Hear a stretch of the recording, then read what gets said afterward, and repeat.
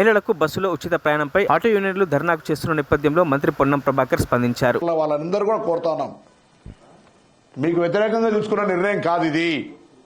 మేము మహిళలకు ఉచితంగా బస్ సౌకర్యం కలిగిస్తామన్నాం, కలగజేసినాం. నాకంటే ముందు కూడా ఇటువంటి రవాణా సౌకర్యాలకు సంబంధించిన మెట్రో, ఓలా, ఊబర్, రాపిడో ఇట్లా అనేకం వచ్చినాయి. వాటి ద్వారా మీరు ఎప్పుడేం మాట్లాడాలి. ఇలా టీఆర్ఎస్ రెచ్చగొడితే రెచ్చిపోకండి. అదే టీఆర్ఎస్ నాయకత్వం అడుగుతున్నా, మీరు మహిళలకు బస్ సౌకర్య విధానాన్ని వ్యతిరేకిస్తున్నా, అంత దమ్ము ఉంటే చెప్పమని అడుగుతా ఉన్నా. ఎవరిది?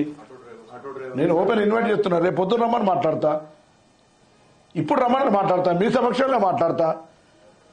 వాళ్ళ ధర్నాకు ప్రోత్సహిస్తున్న నాయకులను కూడా రమ్మంటున్నా. వాళ్ళ టైంలో సెక్రటరియట్కి ఎంట్రీ లేదు, మేము సెక్రటరియట్కి ఎంట్రీ నేనే రిసీవ్ చేసుకుంటా.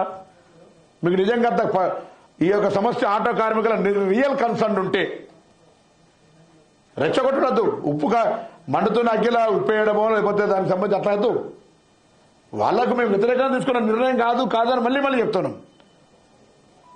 వాళ్ళ సమస్య పరిష్కారానికి సానుకూలం అనేక సందర్భాలు చెప్తున్నాం, ఇప్పుడు చెప్తున్నా. మరిన్ని అప్డేట్స్ కోసం మా ఛానల్ ని సబ్స్క్రైబ్ చేయండి.